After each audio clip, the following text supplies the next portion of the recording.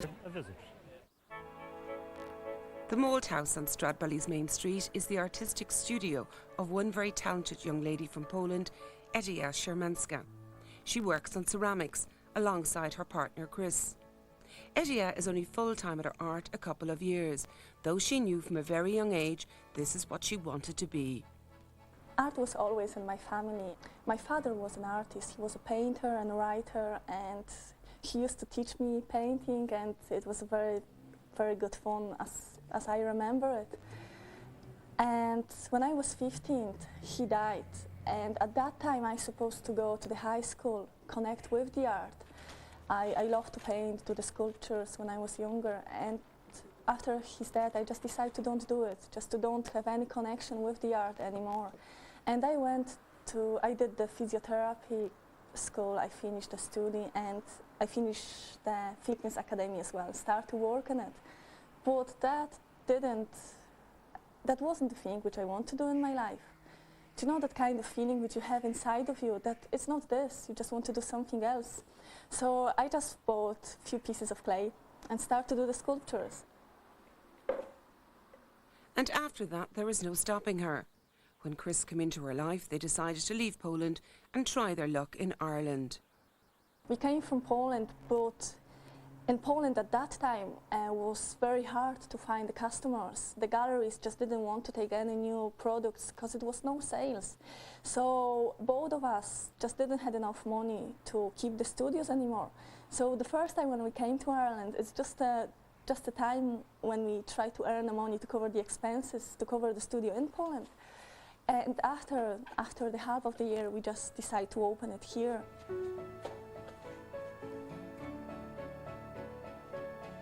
Well, the small pieces, small divas, that's the most popular pieces which we have really. They are all unique, like each piece is made from scratch by hand, so you won't find the same piece on the world. They are all different. And I noticed the two ladies on the bench, the golfing bag beside them. Tell us about that piece.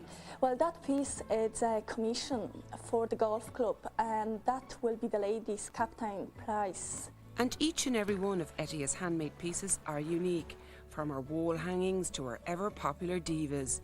Colour and the added accessories like the handbags on the divas are strong features in Edyia's work. The colours are actually the most important on the pieces which we do, and they actually brighten your life. When you buy the piece from us, it's just a brightness on the shelf where it's standing. And it's also brightening our life when we use the colours, when we work on it.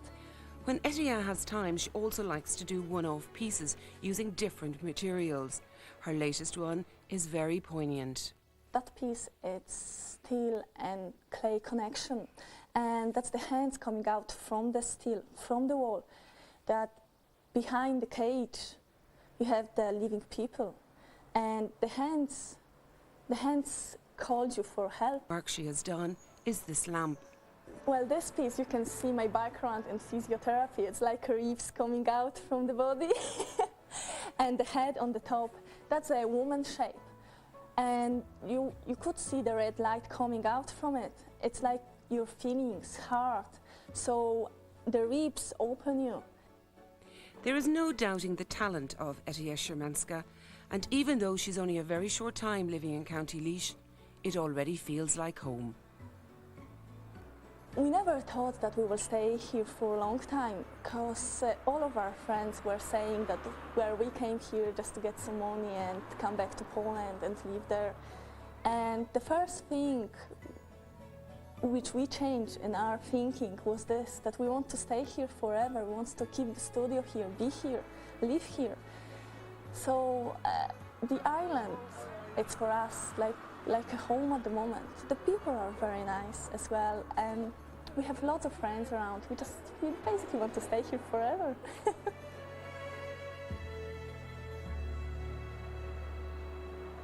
And as you stroll around the craft centre here, well, your eye will be caught by the strong colours of pictures by artist Honor Hales here. What is the technique we're seeing here? Because it seems very different, doesn't it?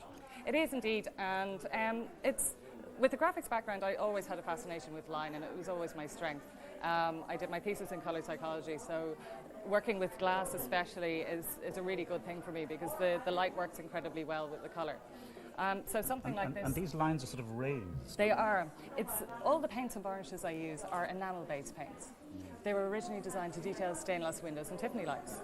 And you can touch the surface of any of them. And something like this piece in particular is painted on a piece of Italian handmade glass. So with these, the actual piece of glass is an original piece as well as the painting. As I say, they're really striking, but you're striking out into different lines as well. I am indeed, thanks to our wonderful procession. Basically what happened over last week, my husband lost his job. He was a Repplington with the building industry, so that was only going to be a level of time. So we've now decided that I also make these little sun catchers, which you see here, and they're all just a couple of euros. Yeah, really. yeah. They go from $6.95 up to $12.50, and large zodiac ones for $25. They reflect light, and they're great to hang in your window, and they're on beveled glass, so they work the way crystals work. So your husband's going to run with these now and market them? Yeah, he is indeed, and we're going to gradually get a package together and organise our catalogues and that kind of thing, and go around the country and do that. And how important is the market here in Emo to you? Well, it's brilliant for me because, for starters, 50% of what I paint, especially within the paintings, all come from Emo Court up the road. And I'm here every second day and I love it. And it's great for me as somebody from Dublin to be able to come down and interact with people that are actually looking at your work. It's also really good for me in the way that a lot of the time my larger pieces will sell through the bigger galleries, and then pieces that are smaller and more craft-based tend to go into totally different places. But here people can come, and I'll be here every so often, and they can discuss a huge range. Well, it's always fascinating, of course, to see traditional crafts in action. And here at Emo, you'll see a demonstration of butter making. And the people doing that demonstration are Charlie and Kathleen Burke. Charlie, you had been a carpenter, but then in your retirement, you took up this. Tell me about the churn, first of all. How big is it? Well, the churn is it's a 2-gallon churn. Well, if I put my 2 gallons of cream in there, which sounds like an awful lot of cream, yeah. How much butter would I get out? You get roughly 7 pound of butter. And would every cottage or house or whatever have had one of these?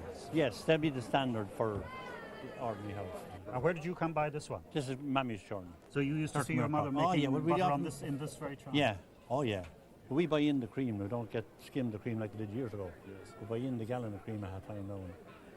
And Charlie, there's a particular bit of folklore associated with these churns, yeah? Yes, there is, Mike. It's, if you went into a house where they're making butter, you had to put your hand to the churn. You had to take a turn on the churn. Or if you didn't, I reckon the fairies would take the butter. You get no butter. Now, whether that was true or false, I can't vouch for that. Say they were getting cheap labour, wasn't it? That could be part of it too, but no one escaped. Well, we don't want the fairies taking the butter anyway, so I'll have a go. Put your hand to the top as well. All right. Stability is everything. Of course, any parish worth its salt in this country needs a load of these good, well-crafted Harleys. And a man who's immersed in the tradition of the Harley maker is Leo Brophy from Mount Rath. Leo, how did you get into this business? Well, how did I get into it? Just wondering how would I get out of it. Well, my father was at it, my grandfather was at it, and there's generations really. It's near enough since hurling started. And your brothers are at it now? Brother Sean, he would be the real expert now. And would your family down through the years, Leo, would you have had many illustrious customers? I remember one particular evening, about 7 o'clock, I was up in the workshop with my father, and this man came. He pulled up with a lorry outside the door. When my father went in to the kitchen, into where my mother was, he says, "Had you somebody up there or in the workshop?" "Oh yeah, Christy Ring was picking up them couple of hurls." and I didn't know who Christy Ring was at the time. That'll tell you how long ago it was. And this, Leo, is the finished product? That's the finished product now. Beautifully smooth, really lovely. And a nice balance, nice spring in it. The grain going around. Grain following right around. Okay. Say now, but I put one over the bar for Wexford. So I'll tell you what, we may just do it right now, maybe, huh? Yes, you can do it. Look at that. Now, the fair here at Emo enjoys great local support and people who believe that it's a real asset in the area. One of the supporters is a company called Green Energy. They specialise in wood burning heating systems, and the man behind it is a firm believer in the concept of the metal. Irish people in rural Ireland coming together to support each other's skills and their products. That, he says, is the way forward for farming people. And his name is Damien Nee. Damien, I know that you draw some of your thinking from your frequent visits to France. Well, in France, country markets and farm markets provide a huge element of economic activity in any area. And the idea is that the local farmers produce food crops that the locals can buy.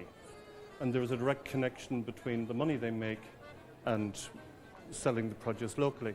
Whereas we here in Ireland have too high reliance on the international food groups and supermarket groups. And ideally, the farmers here should adapt and make a real special effort to sell their produce in venues such as this. And it will make farming viable, because at the moment 95% of farm income is a check in the post. That will be gone in 4 or 5 years' time. And what we see here in Emo is the beginning of a movement. It's a gestation of something that could be really special. And with this type of one, where the emphasis is on locally produced food and crops, and for that the farmers must come and they must invest their time and their energy in deciding what will the local populace buy, what can we make money at through that, and they must go and look at how it is done in other countries, because their check in the post will become seriously diminished over the next 4 or 5 years. Now, one of the people whose work is exhibited here is Sandra Barber, who travels all the way from Limavady, and indeed her work is exhibited here right throughout the year. It's pretty unusual. In fact, you might say it's words of wisdom for everyone.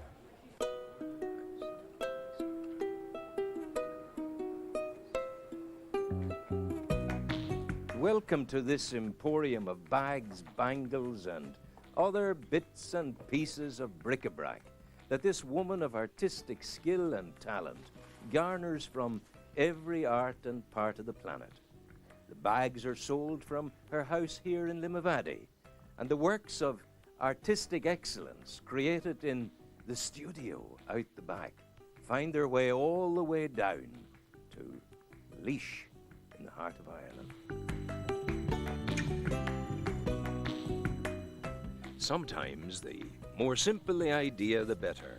And what happens here in the garage is both simple and beautiful.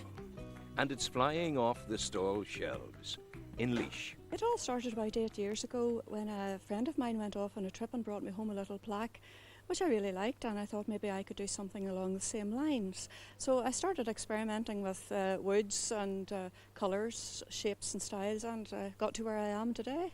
This is where it all starts, the rough plywood cut and sanded. No sow's ears here, just the silk purses of artistic simplicity that pluck at the heartstrings of families and friends. The little sayings I have gathered up over the years. Customers have asked me to write special things, and I've kept a note of that. I've written in English, Irish, Latin, Spanish, a variety of things. Probably some of them I may not want to know the translation, but I've just gathered them up over the years.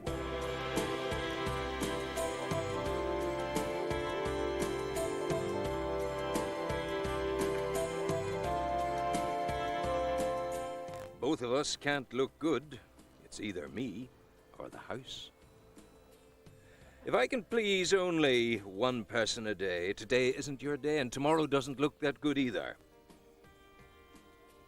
A granny is a little bit teacher, a little bit parent, and a little bit friend. Love you yesterday, love you still, always have and always will. An Irish blessing. Leprechauns, castles, good luck, and lots of laughter, lullabies and dreams, and love ever after. Friends are special, and you are a special friend. I suppose I'm mainly thinking of what the customers are looking for that day, but you're always aware that you need to be looking for something new, constantly looking for something new, new sayings. People don't want to see the same thing all the time, so a lot of that comes into it. But I just go out and I really enjoy what I'm doing. I'm happy, I put the music on, the dog comes in and lies beside me, and I work away.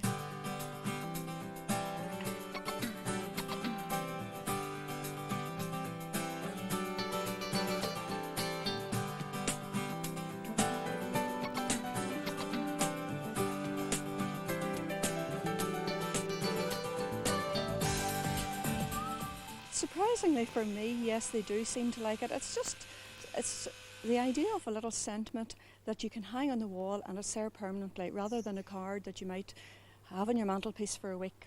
It's a permanent reminder almost for granny or mum. It's not going to make you your fortune. No, I'll never be a millionaire at all, but if I get what keeps me going, I'm happy with that.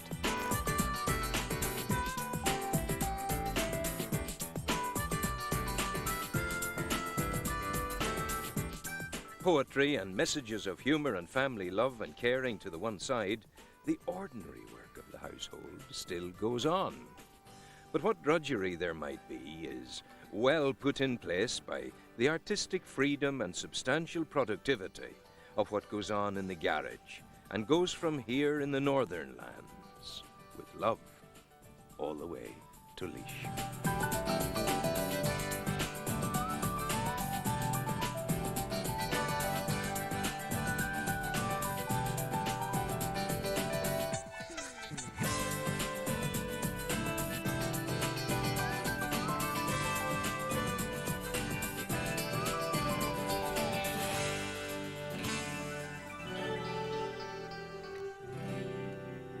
Well, next we're moving on to a young lady who had been a high flyer in the financial services sector, threw it all up and turned to the fascinating area of jewellery making. Meet Helena Malone.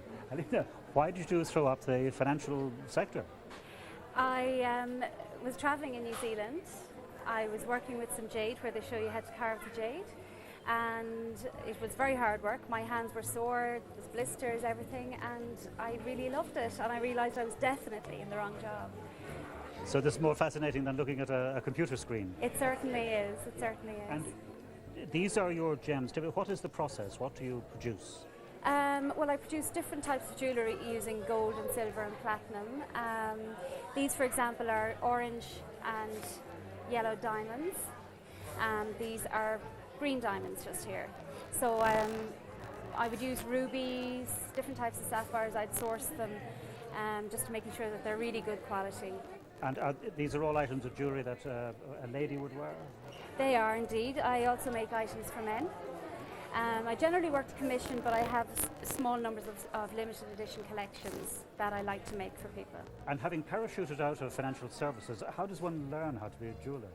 Well, I was very fortunate to be accepted on the course with the Crafts Council of Ireland with Jane Houston in Kilkenny. And from then on, I've been gaining experience and working away. And looking back on it, how do you view your decision then to change careers? I think it's the best decision I have ever made in my entire life. Now, if you're going to survive in the world of arts and crafts, you've got to be flexible, you've got to be able to weave and dodge. And many people in that business started out in one area of expertise and then found themselves making a living in something quite different altogether. One such is Pat Buckley. He started out as a portrait sculptor, but now he specialises in pyrography. Pyrography, that's right. Which is what? It's burning wood. Fancy name for burning wood. Artistically. Yeah, hopefully creatively. And your brush, so to speak, is what, a little heated style? This is what we use, wire. And this heats up very, very red. And this is your pen or your... This is the pen, they call it a pyrography pen indeed. And yes. you work from photographs? Photographs, yes. In every case, yeah? Yeah. I wouldn't do a live sitting, it'd take too long. And is this an established art, or have you invented this? No, it's established. It's established all the world over. It's just not as... People are more familiar with the signs and the house numbers and things like that, and shop signs, but not so much the artistic aspect of it here. And why did you abandon sculpting, or did it abandon you? A bit of both. The sculpting, it's much more expensive, and people just don't have it. You know, that kind of way. It's very difficult to make a living as a sculptor. So, transfer the skills over to portraiture of a different sort. Pyrography is not too far from other work. No, as I say, a creative outlet. for Indeed. It's been a great day out, and indeed it's been inspiring to see how local people have been pulling together to succeed in what's a very worthwhile venture. That ends our programme. Do join us again at the same time on Wednesday next Until then, from Emo and from all of us in the Nationwide team, a very good evening. And on next Friday's programme, we're in health and exercise mode. We meet some of the people gathering in Athlone for the Waterways Ireland Triathlon, the alternative therapies which help this man cope with his cystic fibrosis. Now he has written a book about them. And if the robust exercise path to well-being is not for you, perhaps the ways of this temple in Meath might appeal.